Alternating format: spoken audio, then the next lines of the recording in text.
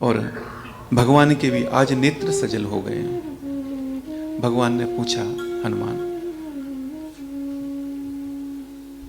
किस प्रकार रहती हैं जानकी जी, कुछ समाचार दो। हनुमान जी महाराज कहते हैं, प्रभु सुनिए, मां ने कहा है, हनुमान जी महाराज, भगवान, मन क्रम बचन चरण अनुरागी, केहि अपराध नाथ हो त्यागे। हनुमान जी महाराज कहते हैं कि प्रभु मां ने कहा है कि मैं तो मन वचन और वचन से, मन कर्म वचन तीनों से मैं तो प्रभु आप ही की हूँ, आप ही के चरणों में मेरा अनुराग है। मुझे किस कारण से प्रभु ने ठुकरा दिया, मुझे अपने से दूर कर दिया। हाँ, एक अवगुण मेरा है। क्या? अवगुण एक मोर में माना, बिछुरत प्राण ना कीन पयाना। यही मेरा अवगुण है कि बिछड़ते समय मेरे प्राण नहीं निकले, बस यही मेरा अवगुण है। सुनि सीता दुख प्रभु सुख आयना, भरी आए जल राजीव नैना। भगवान के भी नेत्र सजल हो गए आज। हनुमान जी ने बड़ी सुंदर बात कही, कहन मंत विपत्ति प्रभु सोई, जब तब सुमरन भजन न हुए। प्रभु, वास्तविक विपत्ति तो तभी है जब आपका भजन ना हो। प्रभु, भगवान ने कहा, सुनो कपि तो ही समान उपकारी, सुनि कपि सोहि समान उपकारी। नहीं कहूँ सुर नर मुनि तनु धारी, नहीं कहूँ सुर नर मुनि तनु धारी। सुनु सुत तो ही उरिन में नाई,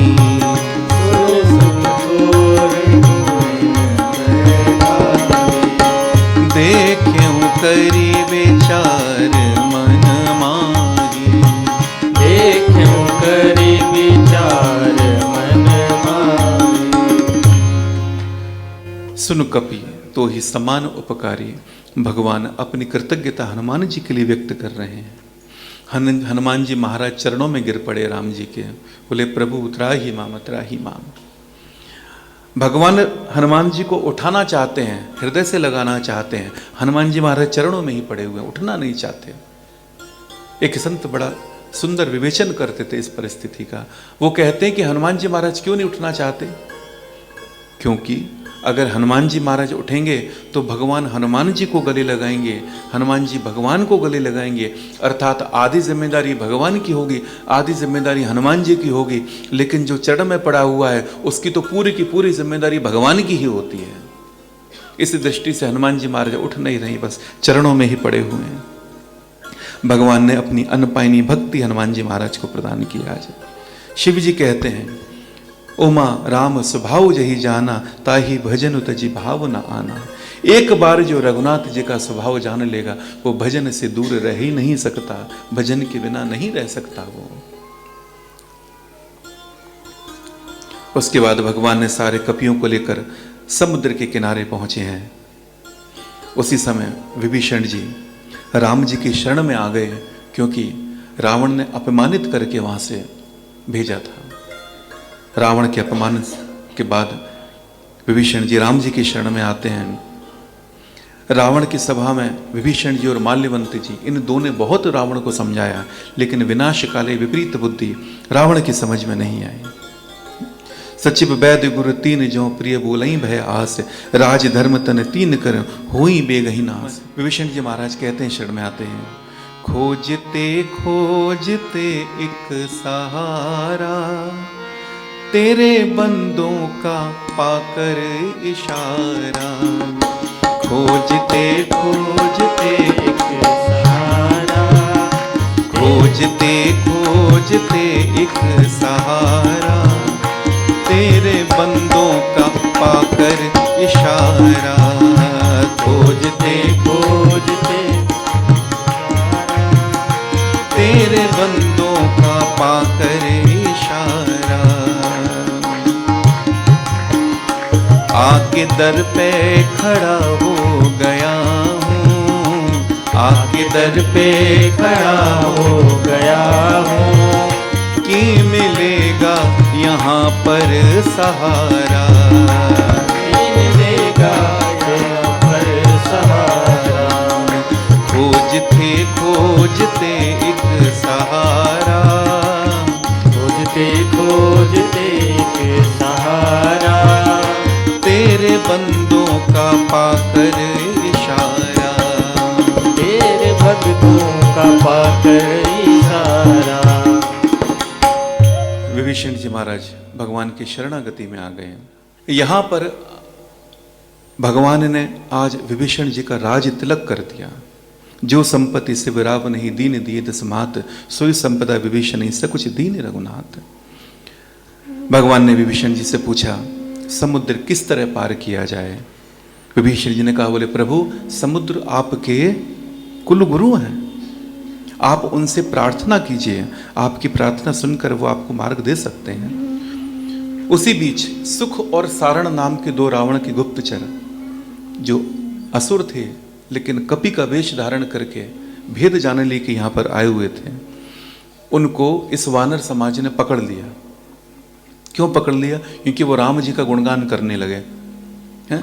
राम जी के साथ में कोई कपट कर ही नहीं सकता। राम जी के शरण में जो चला गया, कितना बड़ा कपटी हो वो भी निष्कपट हो जाएगा। तो जो असुर थे वो भी अपना कपट त्याग करके भगवान का ही गुणगान करने लगे, बोले जय हो राम जी की, जय हो राम जी की। और जब कपट का त्याग किया तो अपने असली वेश में आ गए। कपट करके कपि बने थे ना, कपट त्यागोगे तो वापस पुनः उसी में आ जाओगे। सभी बंदर भालुओं ने, राम जी के बंदरों ने उनको पकड़ लिया, बोले पकड़ो पकड़ो इनके नाक कान काटो। तो राम जी की दुहाई दे करके सुख सारण क्षमा मांगते हैं, राम जी की दुहाई देते हैं, लक्ष्मण जी के पास लेके गए। लक्ष्मण जी को दया आई, बोले कि चलो छोड़ो जाने दो। लक्ष्मण जी ने पाती एक पत्र उनको दिया, बोले जाकर के रावण को देना। वो पत्र लेकर के रावण के पास गए। जब रावण के पास गए तो उनको भी रावण ने वहां से निष्कासित कर दिया, राज्य से बेदखल कर दिया। वो पुनः राम जी के शरण में आए, राम जी ने उनको शरण में रखा अपना।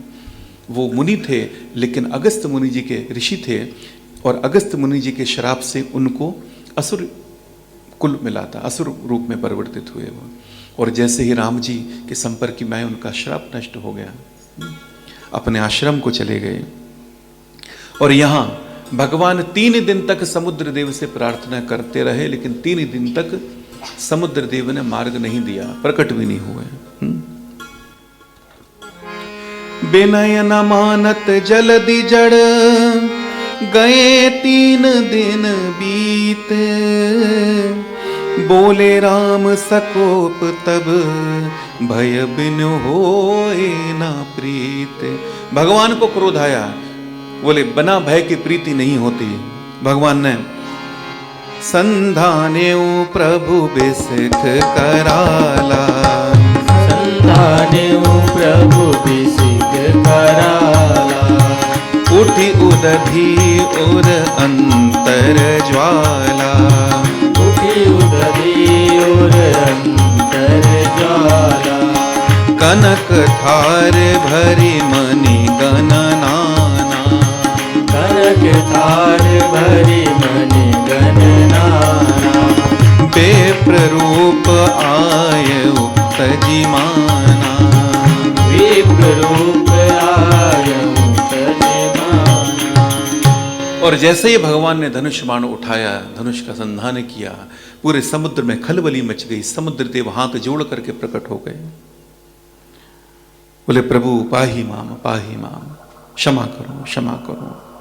और हाथों में सोने की थाली में नाना प्रकार के रत्नों को लेकर के विप्र का रूप धारण करके भगवान के सामने आ गए। और समुद्र ने भगवान से याचना की। क्या याचना करते हैं? गगन समीर,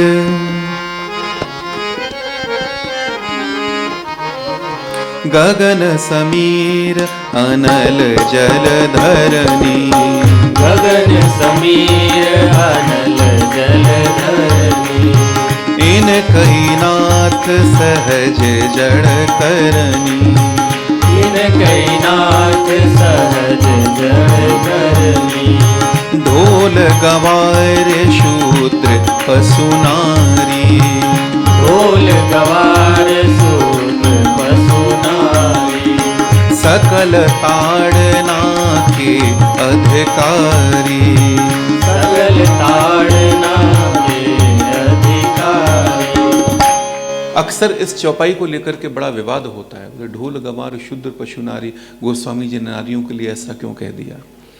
लेकिन जब तक बात का सत्य आपको पता ना हो तब तक निष्कर्ष तक नहीं पहुंचना चाहिए।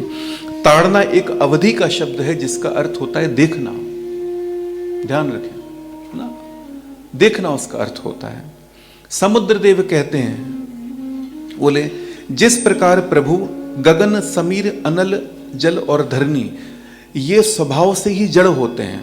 अब समुद्र देव क्यों बता रहे हैं, क्योंकि भगवान उनसे पूछ रहे हैं कि समुद्र किस प्रकार पार करें।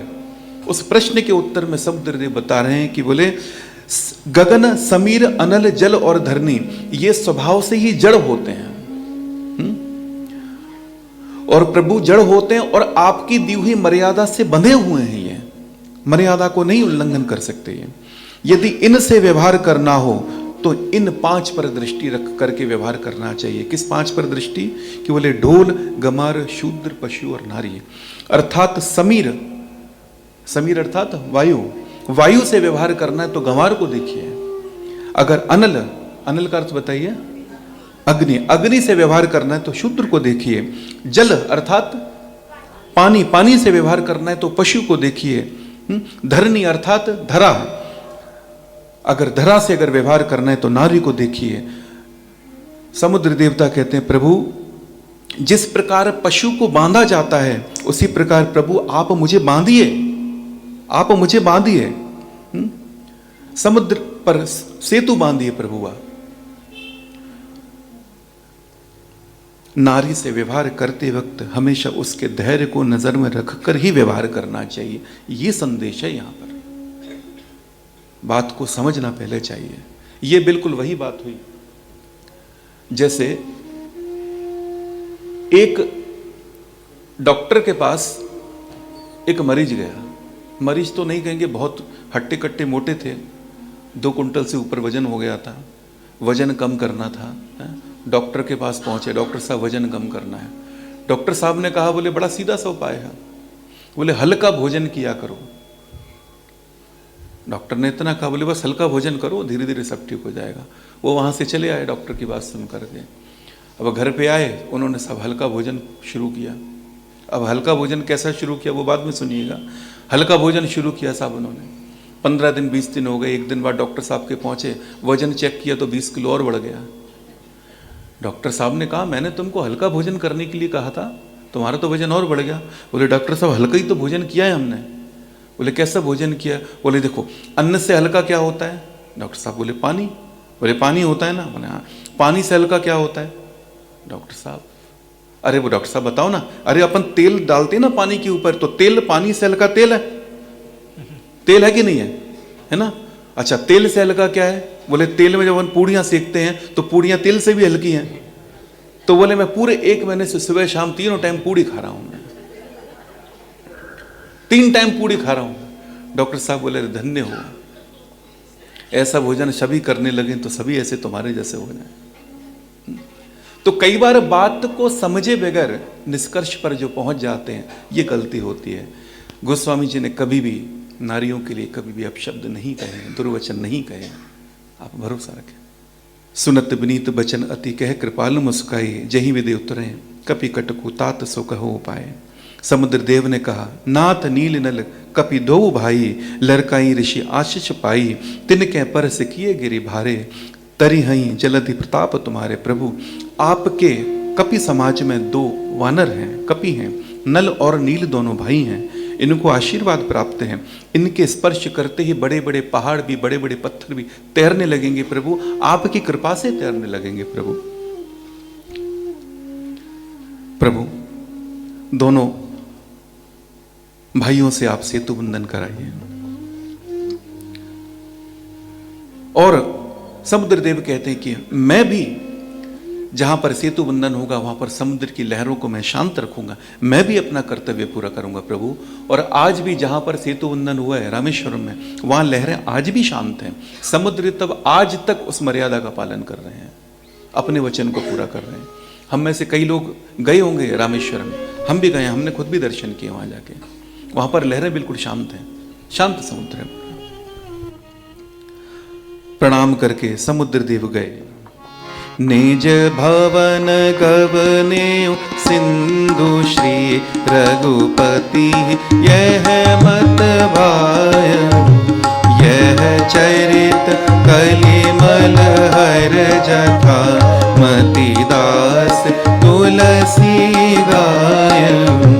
सुख भवन संशय समन दवन, विषाद रघुपति गुण गण।